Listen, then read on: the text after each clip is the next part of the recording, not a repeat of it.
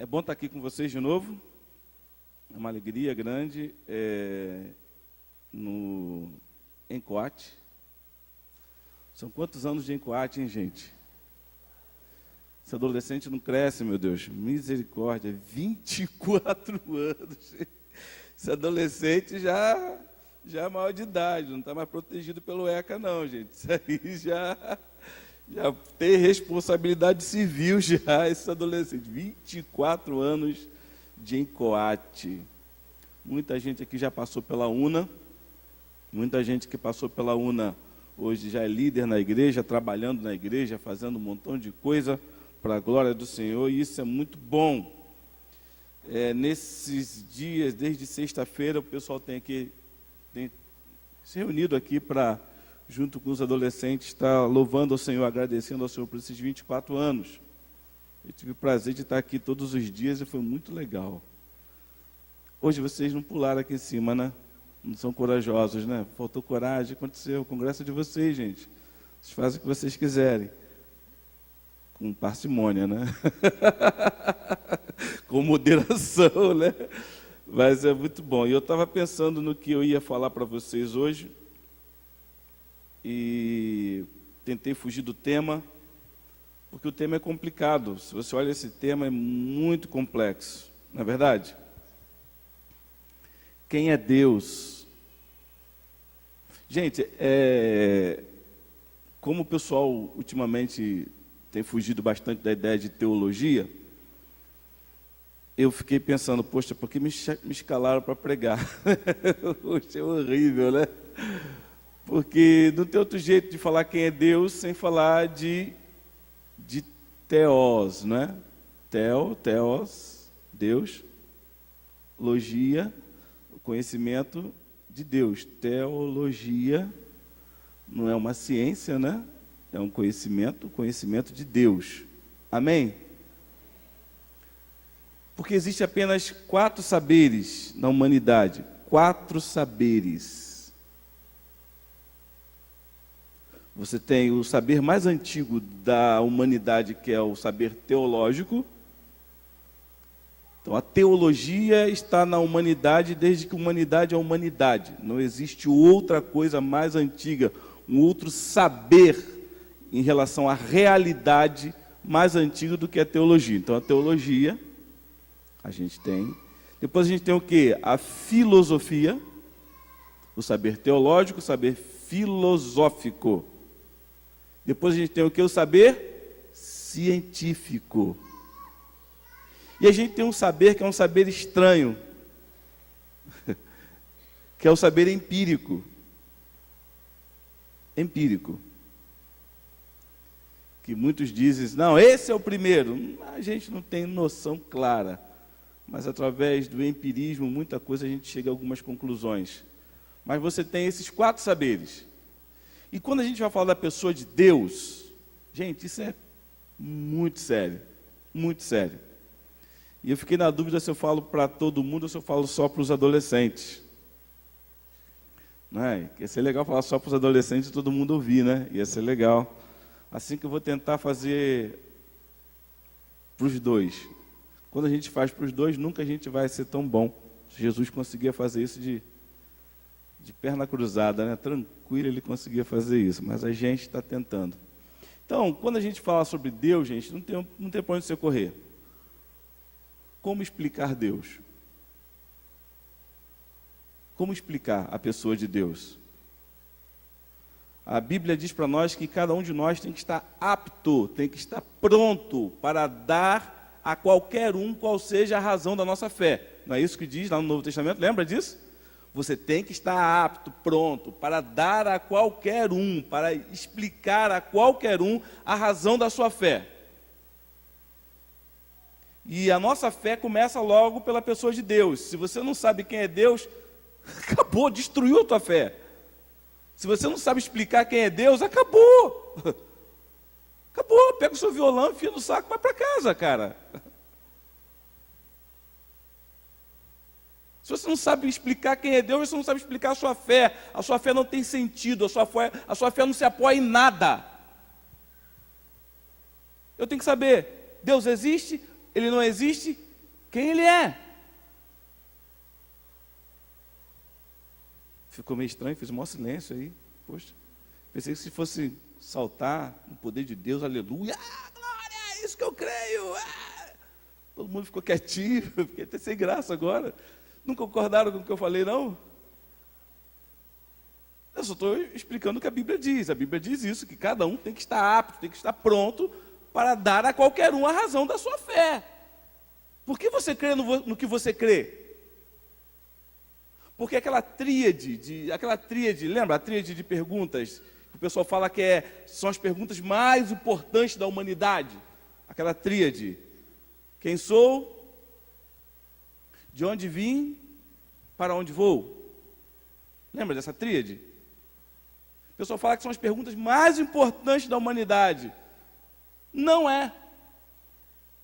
Teologicamente não é, filosoficamente não é a pergunta mais importante da humanidade. A pergunta mais importante da humanidade é: existe ou não existe um Deus? Esse negócio todo foi criado, ou esse negócio todo, de repente, veio, surgiu, do nada, assim, espontaneamente? Bacana, né? E se existe esse Deus, como que ele é?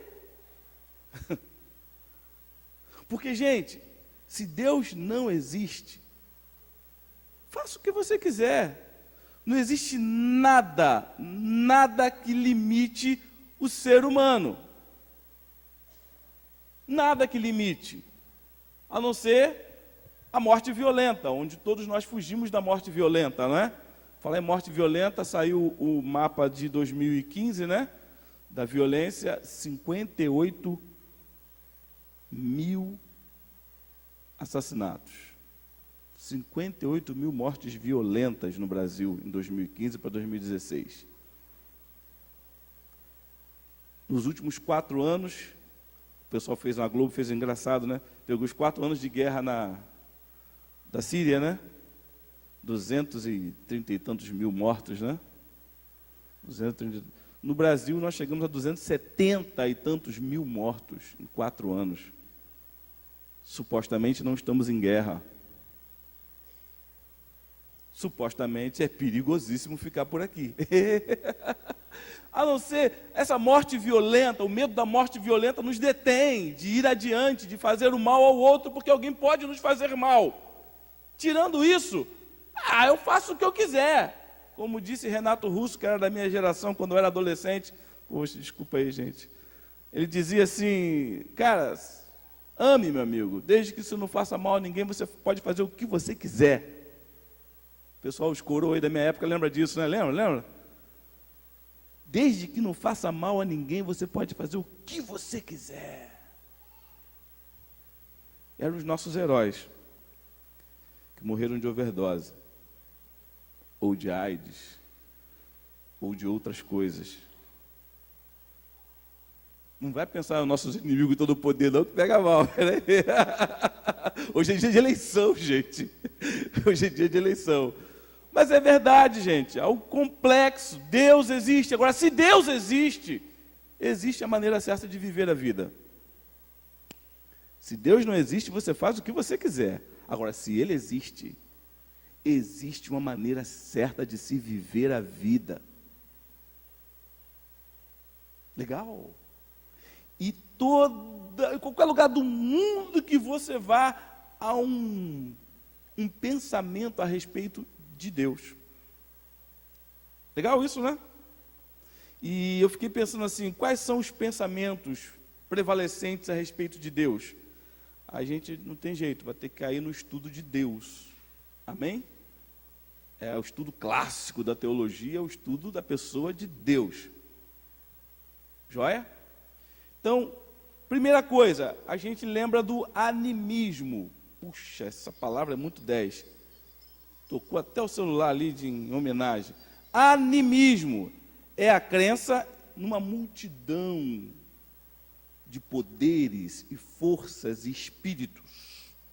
Eu coloquei aqui que supõe-se que esses espíritos, que essas forças, não é, poderes divinos, eles habitam na natureza, nas pedras, nos rios, nas árvores, nas plantas, nas montanhas, nos elementos da natureza, no relâmpago, na nuvem, na chuva, no vento, nos animais,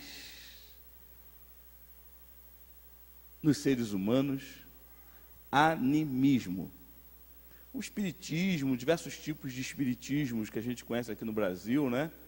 O pessoal da bruxarias, aquelas coisas todas e tal, que você conhece aí, macumba, boa cumba, média cumba, com mesa, sem mesa, branco, verde, amarelo, azul, preto e branco.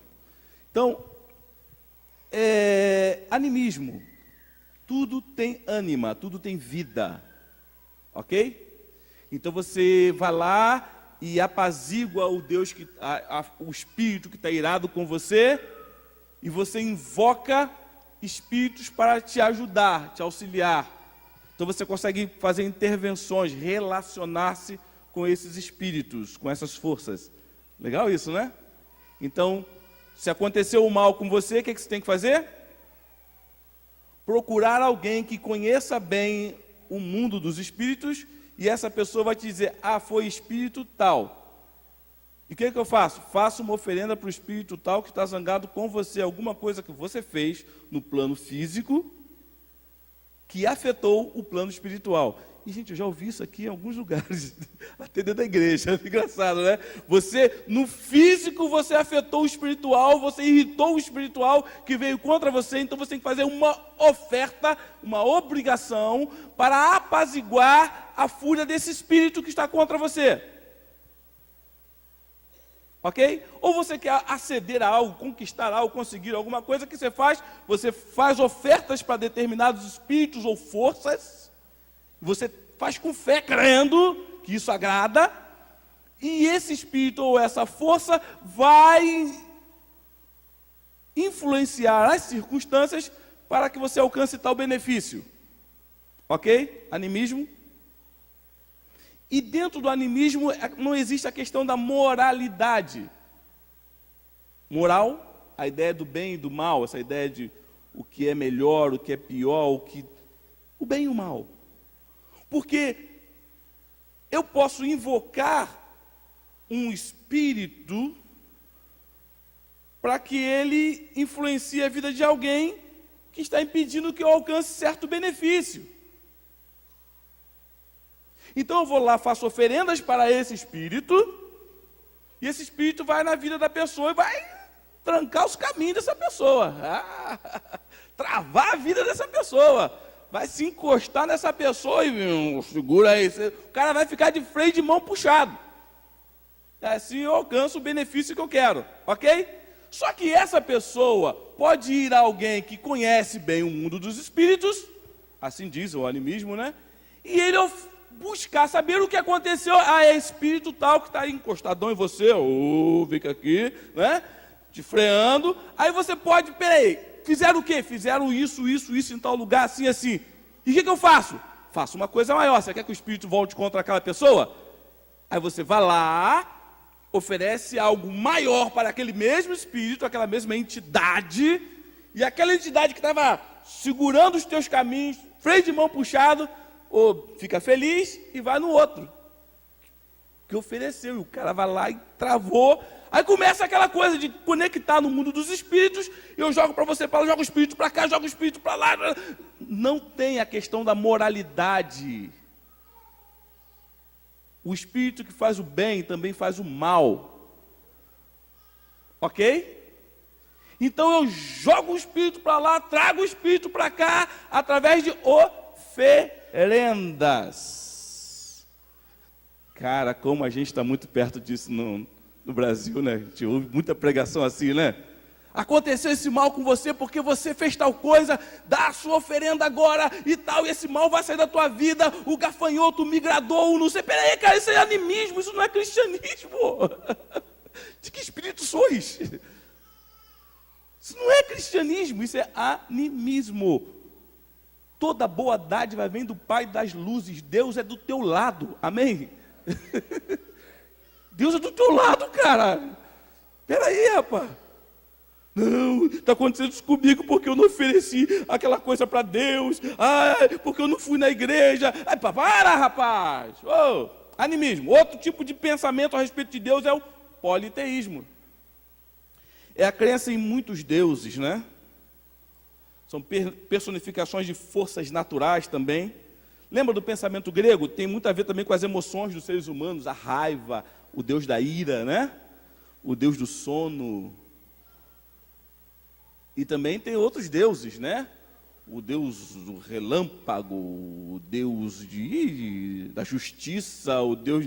Tem um montão de deuses no panteão grego, né? Você tem na Índia também diversos tipos de deuses. No mundo todo, você vê crenças politeístas, muitos deuses. E é interessante que a moralidade também nesses deuses é fluida. Fluida a moralidade. Deuses que fazem o bem, fazem o mal. Hoje ele está legal, amanhã ele acorda virado e já era, meu amigo, né? Então você tem que apaziguar esse Deus quando ele está furioso, agradar esse Deus para ele ficar felizinho com você, para te dar benefícios.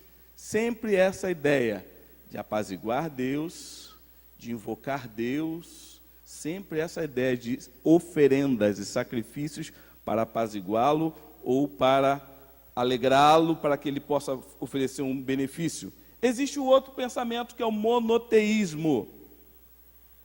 Monoteísmo. Embora muitos falam que o budismo não tem um Deus, né? Mas se você ver a relação dele com a pessoa do Buda ou dos Budas, né? É uma relação de divinização, não é?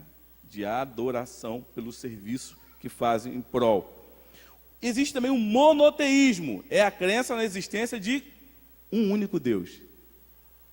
Aí ficou legal. Existem basicamente três grandes correntes, classicamente três grandes correntes monoteístas. Lembra quais são? Isso, o judaísmo, isso aí, o cristianismo, isso, e o islamismo. São essas três correntes monoteístas que existem. Quem é Deus? Só existe um Deus. Existem três correntes que dizem isso, que existe apenas um Deus. O judaísmo, o cristianismo e o islamismo. Está chegando perto da gente. Olha como é que é legal, vai do geral para o específico, né? Está sendo bem teológico aqui. Mas aqui dentro a gente tem outros pensamentos. Deísmo, aqueles que creem que Deus fez todas as coisas e tudo está agora ao seu bel prazer, né? Deus só criou e Deus ficou de longe olhando. Existe o panteísmo. A ideia de panteísmo é legal, né?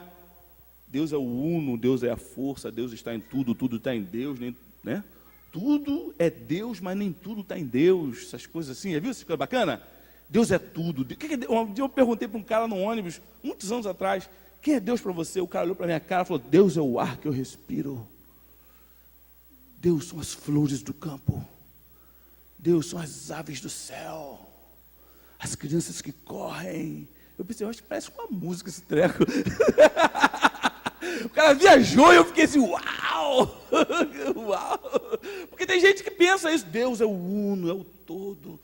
Ele está em mim, eu estou nele, imbricados estamos, e eu sou parte do todo, o todo é parte de mim. Uau! Filosófico, lindo! Panteísmo, né? Deus é tudo. E existe o teísmo, de teós, né? Teísmo, que crê que Deus é uma pessoa.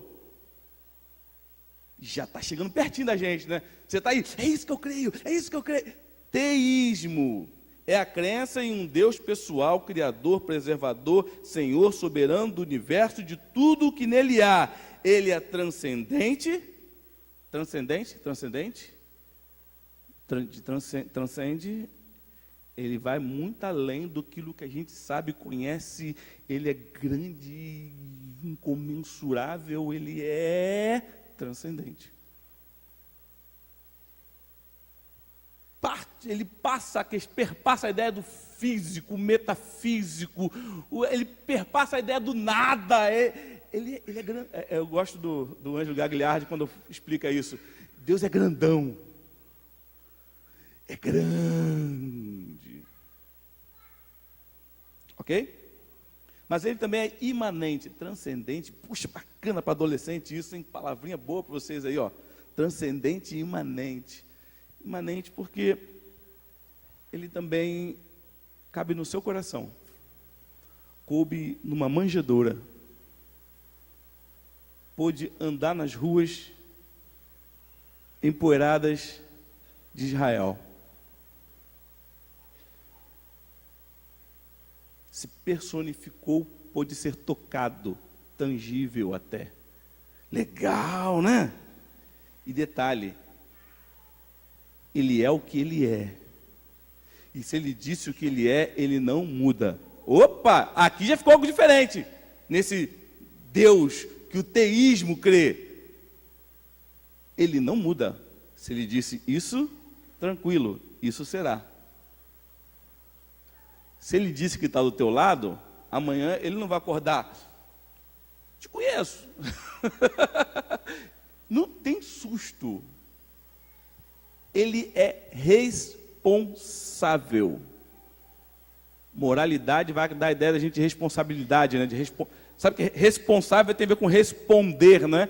Ele é capaz de responder pelos seus atos. Ele vela pela sua palavra para que ela se cumpra. Então a ideia de moralidade parte de Deus. Uau! Ele não faz o mal, ele faz o bem. E aí? Já sabe quem é Deus? Poxa, gente, vocês estão fraquinhos, hein? Esse é Deus. Falando assim fica difícil, né? Mas é esse Deus. Quando a gente começa a explicar Deus, fica legal a beça. Porque a gente vai tanteando naquilo que Ele deixou para nós. Ele deixou coisas para nós, para que nós pudéssemos saber que Ele existe. Existem evidências de que existe um Deus, gente. Evidências. Evidências? Pegou aí, né? Primeira evidência, vai lá, ó. Se chama evidência cosmológica. Cosmológica. Ai, meu Deus. Do cosmo, olhando o universo. Cara, você olha o universo, você fica assim. Cara, existe um Deus, cara. Existe um Deus. Já esteve no meio do mato, à noite, no meio do mato, quando não tinha nuvem? Já aconteceu com você? Está assim, numa montanha? Já aconteceu comigo diversas vezes. Está numa montanha, escuro, sem nada, sem nuvem. Você olha para o céu, você se sente tão pequenininho, cara. Para a montanha, você já olha, já se sente pequeno. Quando você olha para o céu, aquelas estrelas, você fica, caramba. Você se sente um nada. E você olha que esse treco não bate um no outro, não. Porque tem movimentos. Que colocou aquele treco lá, rapaz? E não se choca. Não, se choca. Mas ele não entra em colapso. Yeah! Palavra boa, né? Não entra em colapso. Eu coloquei aqui. Essa evidência se baseia pelas leis naturais de causa e efeito. Ou seja, tem um princípio. Pegou aí? Todo efeito tem um princípio proporcional à sua causa. Ou seja, se está lá, o que causou aquilo estar lá? Você olha a grandeza e você fica, não, peraí, cara. Por exemplo, eu escrevi aqui o Sol. O Sol está a 147 milhões, 147 milhões e 800 mil quilômetros da Terra. 147 mil e 800 mil quilômetros da Terra. Isso no inverno, quando ele está perto da gente, é no inverno. Correto? Amém? Quando o Sol está, na verdade, quando nós estamos perto do Sol, né? Quando a Terra está perto do Sol, é no inverno. No verão, a Terra vai para longe do Sol. 152 milhões e 600 mil quilômetros para longe do Sol. Dá 5 milhões de quilômetros só. Tirinha assim de espingarda ali, ó. 5 milhões de quilômetros mais para longe do Sol é é verão. Chega mais perto, é inverno, correto? Isso. A questão de estações é por causa da inclinação do eixo da Terra. Ele é inclinado assim, né? 20 e tantos graus, né? E essa inclinação, quando ele está mais próximo, a incidência do Sol sobre a Terra tem um ângulo nas camadas que pega mais camadas, assim, não pega de frente. Aí as camadas terrestres detêm esse calor, os raios UV, UVB, aí fica mais frio, porque as camadas seguram mais. Quando está distante, por causa da inclinação, com o norte, né? A incidência é direta. Quando está mais distante, então aquece. Vocês estão mal, hein, irmão? Que escola vocês estudaram, gente? Lembra disso? Quando está mais perto é inverno, quando está mais longe é verão, por causa da inclinação, a incidência direta dos raios. Isso aí. Aí você pensa, que tem isso a ver com Deus? Cara, se fosse um cadinho mais perto, torrava tudo. Se fosse um cadinho mais perto, torrava. Se fosse um cadinho mais longe, o que acontecia? Esfriava tudo. E é legal, porque está girando ao redor do Sol a 107 mil quilômetros por hora. Agora nós estamos viajando ao redor do céu a 107 mil quilômetros. Segura na cadeira. 107 mil quilômetros e você não sai voando. Peraí, tem alguma coisa, cara, que fez esse negócio ficar desse jeito. E gira ao redor de si mesmo a 1.700 km por hora. Rotação e translação, lembra disso? Translação, rotação. Se girasse ao redor do Sol mais devagar também, o que o Sol ia fazer? Com a força de atração? Bem pertinho, vem. O Sol, a Terra ia queimar no Sol, ia se aproximar, ia desintegrar. Se girasse mais devagar também, ia esquentar. Mais rápido ia esfriar. Está no lugar certo. Esse negócio está no lugar certo. Não mexe nesse treco, não. Colocar esse negócio aí assim. E você fica, cara, tem uma mente pensante que chegou a essa conclusão, cara. Não foi assim do nada. Ok? Ok? De verdade mesmo? E legal que a gente gira no meio de outras galáxias, né?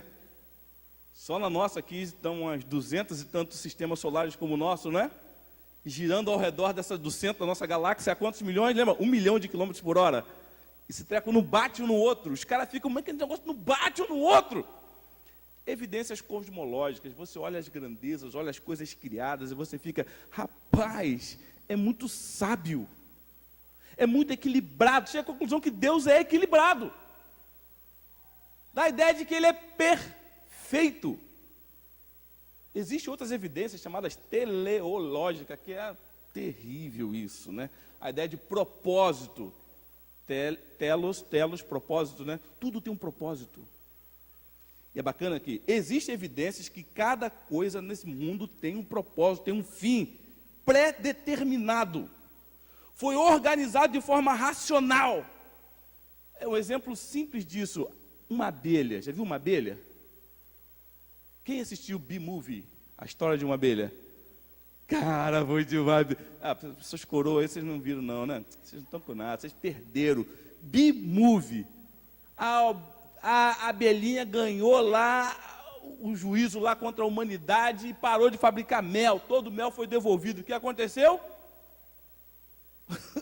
A probabilidade que o planeta acabe, se as abelhas pararem, é muito grande. Por causa da polinização, né? Ela vai de uma flor a outra e ela vai fazendo com que as flores sejam fecundadas. Os insetos fazem isso. Mas quem colocou esse negócio desse jeito? A nossa vida depende muito também de uma... depende, tudo tem um propósito. Você tira esse treco do lugar, dá problema. Dá problema, tá tudo ali, tá equilibrado. E é bacana, você olha assim, as nuvens no céu, né? Uma nuvem pequenininha, gente, tamanho de um quarteirão. Quantos quilos de água uma nuvem pequenininha consegue levar? Já pararam para pensar nisso? Um carro-pipa dá quanto? 10 mil litros? 20 mil litros? 10 mil litros um carro-pipa? 10 mil litros. Uma nuvenzinha de que não custou nada, de graça, pequenininha, do tamanho de um quarteirãozinho assim, que passa aí, você nem liga, a mãozinha, do tamanho da mão, pequenininha. Em torno de 3 toneladas de água. O peso daquela nuvenzinha é de 3 toneladas. Se você pega uma Cumulus Nimbus, aquela Cumulus Nimbus, né? Aquela enorme que se levanta, que faz aquelas tempestades, chega a 16 milhões de toneladas de água numa nuvem. Em cima de você, e você, cara, esse treco cai em cima de mim aqui, meu irmão, vai fazer um estrago. Mas como é que faz? Deus fez um treco para transportar água de um lado para o outro, que o ser humano não consegue imitar, cara. Toneladas de água, cai aqui, precipita, e vai para o outro lado, aqui não deixa de chover, aqui, está ali.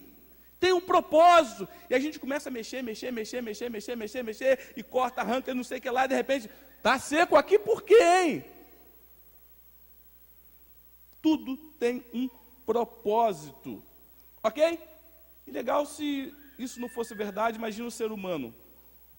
Você cortasse cada ser humano, abrisse a barriga, fosse um diferente do outro. Já pensou nisso? Você abre a barriga do cara? Isso aqui é o quê? Vamos estudar para ver o que é. Ah, isso é um coração. Aí você abre outro, isso aqui é o quê? Ih, não, isso aqui é o pâncreas. Mas parece com um coração, mas é o pâncreas. Vamos ver outra coisa. Não fosse igual, fosse diferente. Mas como cada coisa tem um propósito, possibilitou a medicina. Em qualquer lugar do mundo, aquele remédio serve para seres humanos do mesmo jeito. Ih, que legal! Mais ou menos. Mas você consegue controlar coisas, você consegue colocar uma semente e ter ideia, daqui a tantas semanas nasce. Tudo tem um propósito, está tudo interligado, tudo bonitinho. E tem diversos tipos de evidências. Existem evidências assim, a gente chama de ontológica, que é a ideia de que Deus, o ser Deus, um ser, existe.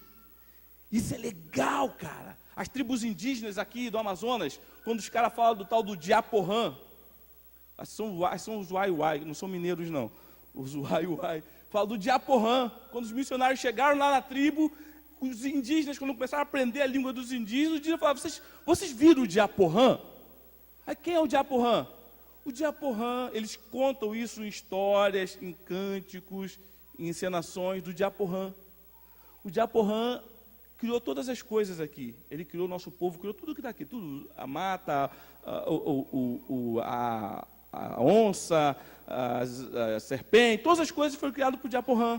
Mas a gente entristeceu o Diaporã. O nosso povo fez alguma coisa que entristeceu o Diaporã e o Diaporã foi embora.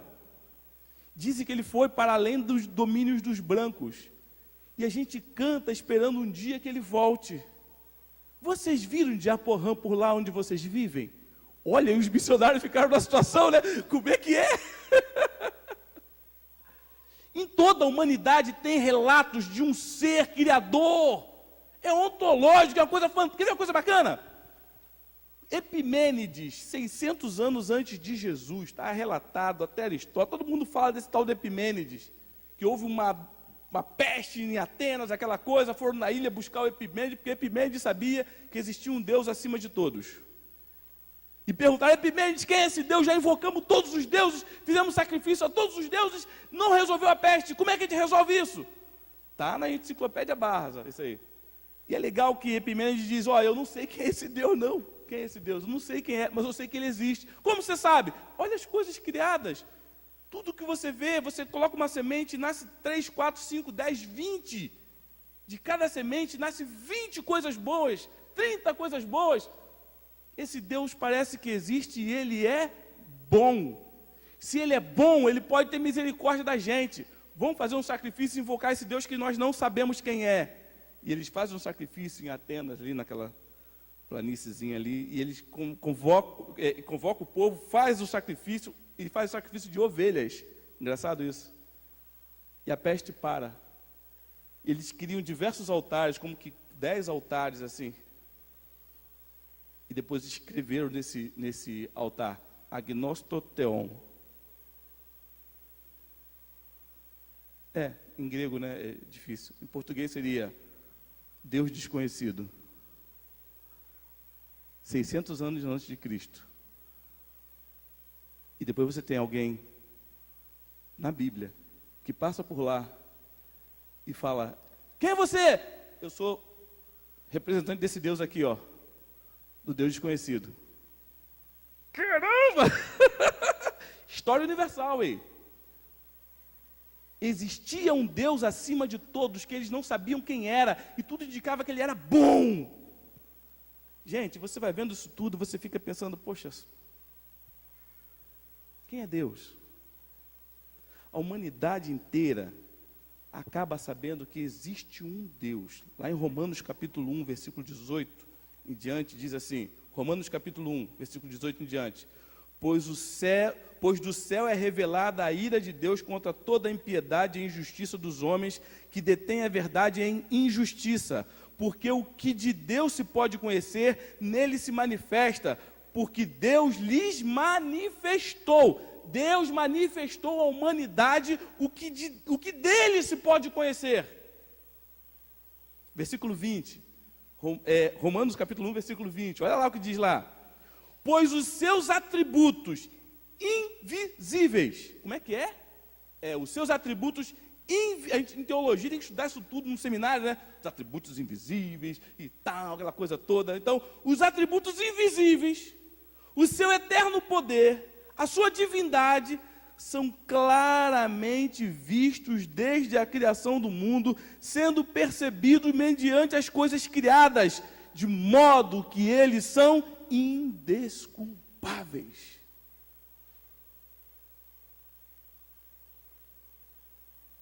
Deus disse que, olhando todas as coisas, a humanidade consegue perceber que Ele existe. Legal, né? Poxa, por que vocês não estão glorificando, felizes da vida? Gostaram, não? É sério, aqui diz isso. E todo homem é indesculpável diante de Deus. Existe uma evidência moral em nós, do bem e do mal, que o ser humano não sabe explicar. Ele acha que ele pode fazer o que ele quiser, mas ele começa a fazer as coisas, e depois de um tempo ele para e pensa: mas isso não é bom. Porque quando eu faço isso com as pessoas, eu me sinto alegre, mas quando as pessoas fazem comigo, ou fazem com o meu filho, eu me sinto mal. Há uma percepção do bem e do mal no ser humano, correto? Como é que nós chamamos isso? Consciência moral. Espera aí. Quer dizer que Deus deixou em nós alguma coisa que é dele? Você foi criado à imagem e semelhança de Deus. Faz o que você quiser e você vai ver que você vai ficar meio doido, meio perdido. Tem alguma coisa errada com a minha vida. Não estou me entendendo. As mulheres são boas nisso, né? Não estou me entendendo. Não, estou brincando. Mas você começa a não se entender bem. E a minha esposa está ali. Amor, perdão, poxa, pega leve aí. Tá. Ela falou para mim assim: olha a hora. Conseguiu entender aí? E outra coisa, Deus sempre esteve presente. Deus nunca abandonou a humanidade. Atos capítulo 14. Ele está colocando lá, Atos 14. Atos capítulo 14, versículo 15. Paulo e Barnabé estavam ali, chegaram em Listra, né, naquela cidade de Listra. Tinha um cara coxo que nunca conseguiu andar na vida. E Paulo chega ali, viu que aquele cara tinha fé, ele pregou a palavra, viu que o cara tinha fé. O que ele fez? Pegou o cara, o cara levantou, se firmou. O pessoal ficou atônito, nunca tinha visto aquilo. Uau, os deuses chegaram ao mundo. Os deuses tocaram a terra. Uau, esses caras são deuses. Lembra? Atos 14, 15. Aí Paulo vai e se levanta para dizer: não, cara, calma aí, a gente é igual a você. Dizendo, Paulo, né: senhores, por que fazeis essas coisas? Nós também somos homens de natureza semelhante à vossa, e vos anunciamos o quê? Evangelho, para que destas práticas vãs vos convertais ao Deus vivo. Existe um Deus vivo, que fez o céu, a terra, o mar e tudo quanto há neles. E aí vem uma coisa que é assustador para a gente que é crente, que pensa que Deus é monopólio nosso, Deus é só para a gente, Deus só fala com a gente, Deus só protege a gente, e quem não está com a gente, está na unha do inimigo. Versículo 16, Ele fala que esse Deus, o qual nos tempos passados permitiu que todas as nações andassem pelos seus próprios caminhos. Você quer andar pelo seu caminho? Vai, você vai ver aonde isso vai parar. Versículo 17, contudo, não deixou de dar testemunho de si mesmo. O que é testemunho? Lembra de testemunho? Depoimento em juízo, prova, sinal, indício, vestígio. Paulo falou isso aqui, gente, que legal. Contudo, não deixou de dar testemunho de si mesmo, fazendo o bem, dando-vos chuva do céu, estações frutíferas, enchendo-vos de mantimento e de alegria os vossos corações. Quando os caras cantam, faz aquele pagode, aquela coisa, aquela música e fica alegre, foi Deus que permitiu isso.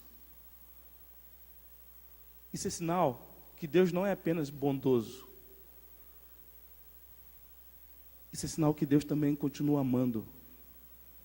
Deus continua amando a mim e a você, apesar do que nós fizemos com Ele. E eu quero terminar, porque minha esposa está de olho em mim. É ela que controla o horário. Eu queria chamar aqui o pastor Carlos e o pastor André. Demorou, né? Poxa, não deu certo isso. É, adolescente, gente, vamos lá, tem que pagar mico.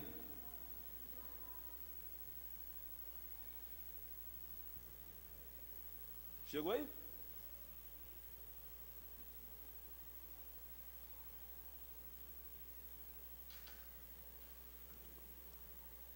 Queria que vocês tirassem aqui o púlpito, chegasse o púlpito para cá. Ah, tá malhando, né? Vai na academia malhar. Isso. Coloca bem que assim, ó. Aí. E vamos nós.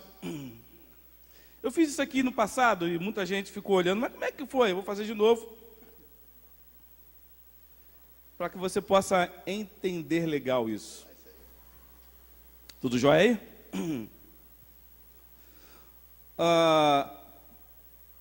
Esse Deus de amor,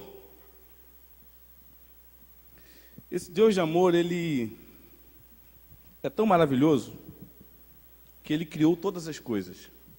Quem está de lado, olha no telão. Está pegando tudo, Berg? Os dois? Vamos colocar você como Deus e você como ser humano. Deus criou o homem. E nessa criação, Deus se relaciona com o homem. Há uma relação. Ok? E o legal é que era uma relação de mão dupla. O homem também podia vir e conversar com Deus. Não havia nada que impedisse Deus e o homem de relacionar-se. Mas Deus disse, como um ser moral que implantou o que é uma consciência no ser humano, Deus disse a maneira certa de viver a vida. E lá, é engraçado que ele coloca uma árvore como representação desse amor dele, né? Ou seja, você pode andar comigo por amor. E é legal isso. Que o homem podia fazer qualquer coisa menos uma. E foi essa uma coisa que ele escolheu fazer. E esse pecado não foi contra qualquer pessoa. Não foi contra mim, não foi contra você, foi contra um Deus eterno, o Criador de todas as coisas. Um pecado contra o Deus eterno tem implicações o quê? Eternas. E isso a humanidade não consegue entender. Pensa que isso é injusto. Isso é injusto! Mas peraí, Deus pode dizer assim, mas eu não sou você. Você é finito. Eu sou infinito. Então a sua justiça não dá para estabelecer parâmetro com a minha. Eu não sou homem como você. Legal isso, né? A sua justiça diante da minha cheira mal. Entre vocês, essa justiça funciona, mas comigo não. A minha justiça está além disso. Implicações eternas. E eu represento isso de uma forma bem legal. Eu queria convidar agora um adolescente.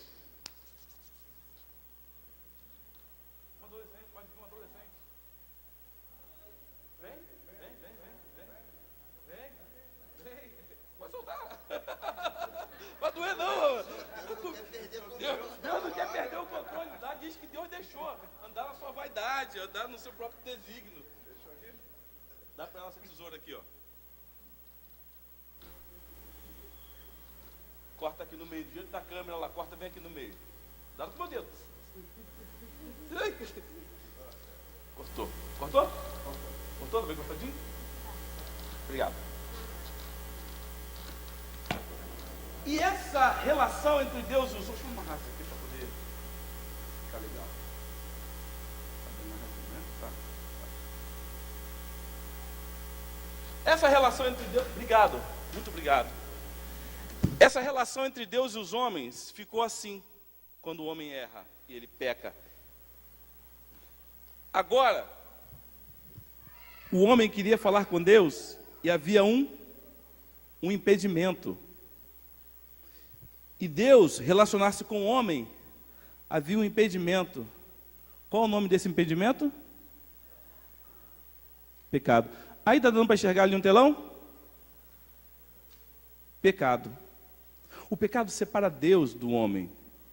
E o homem passou a viver. Você vê a história, você pega a história universal, lê qualquer jornal, qualquer coisa que fale da história, você vai ver que é a tentativa do homem se aproximar de Deus de novo.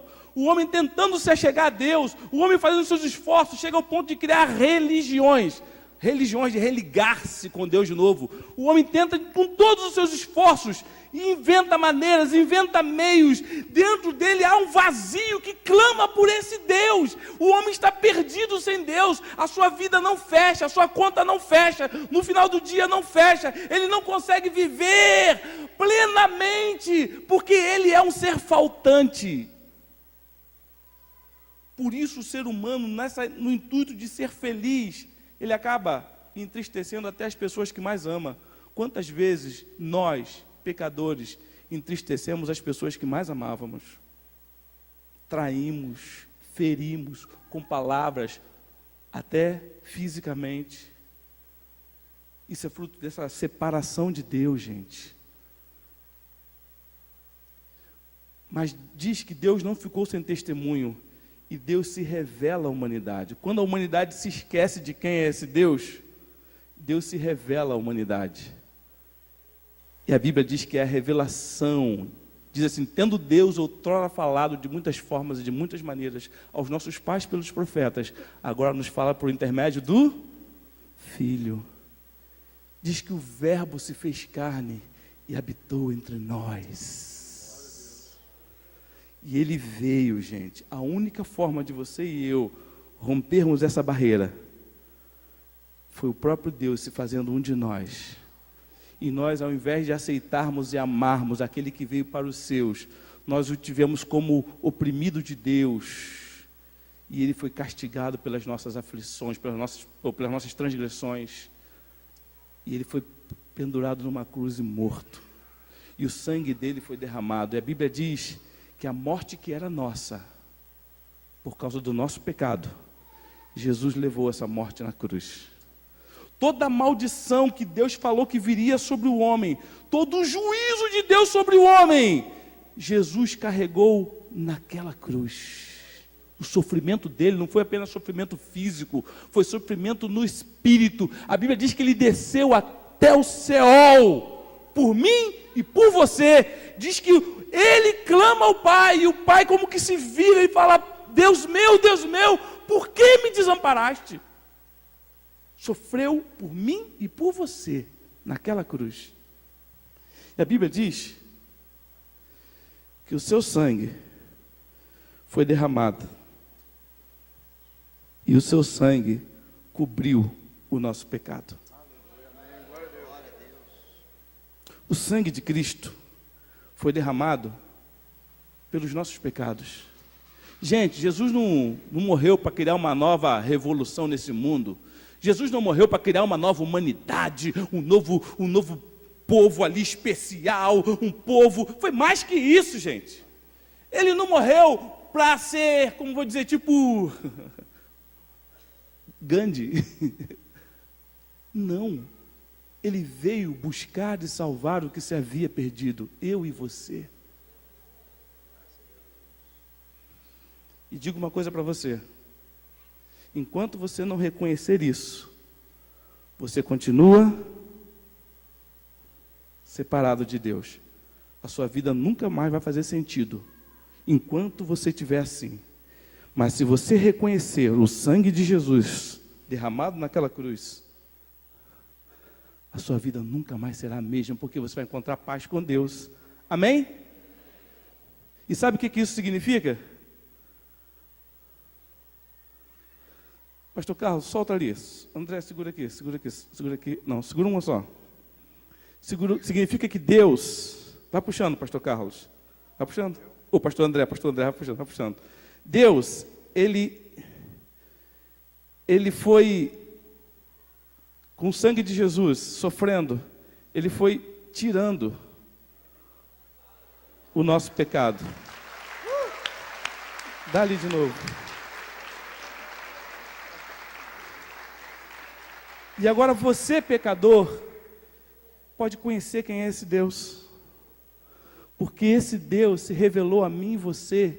Filipe disse, Senhor, mostra-nos o Pai, creremos em Ti. Ele disse, Filipe, seu cabeça de bagre. Não, ele não falou isso não. Ele falou, Filipe, está me vendo aqui não, cara?